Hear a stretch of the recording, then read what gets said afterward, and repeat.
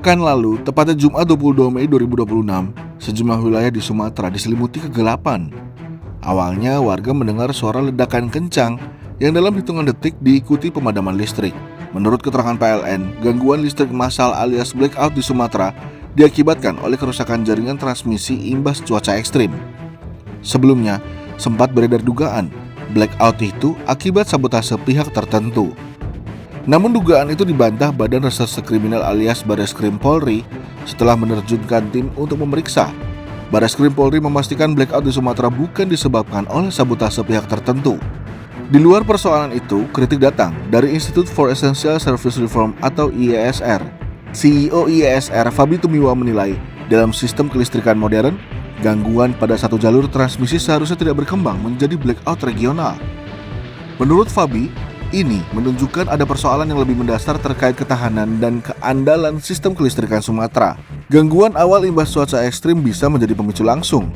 Tapi, akar masalahnya dapat berkaitan dengan lemahnya redundasi jaringan transmisi, bottleneck sistem, ketidakcukupan cadangan daya, serta kelemahan pada sistem proteksi dan pengendalian grid. Persoalan pemadaman bukan perkara kecil. Ini menyangkut hajat hidup dan seluruh aktivitas masyarakat, terlebih lagi di era digital. Blackout memicu kelumpuhan sistemik di sektor ekonomi, transportasi, hingga telekomunikasi. Bahayanya lagi, saat pelayanan darurat seperti rumah sakit lumpuh akibat pemadaman. Gubernur Sumatera Utara Bobi Nasution sempat gusar akibat persoalan ini. Ya, itu dia. Itu rentetan dampaknya. Pasti setelah ini akan kita lihat. Tentu akan kita lihat bagaimana penanggulangannya. Ya, seperti ada industri juga ya, seperti misalnya di peternakan, di perikanan, misalnya ada cold storage dan segala macam. Ini yang akan kita lihat dampak sejauh mana, apakah memang bisa dari pemerintah provinsi menanggulangi atau kita koordinasi dengan pemerintah atasan, dengan pemerintah pusat. Ini bukan pertama kalinya juga wilayah RI mengalami pemadaman listrik massal. Pada 2005 lalu, wilayah Jawa Bali mengalami blackout. Sekitar 100 juta orang terdampak. Lagi-lagi, diakibatkan putusnya saluran transmisi.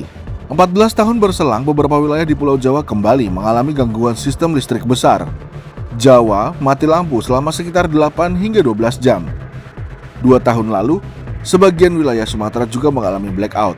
Pertanyaannya, apakah blackout insiden yang tak bisa dicegah atau kelalaian berulang yang dibiarkan?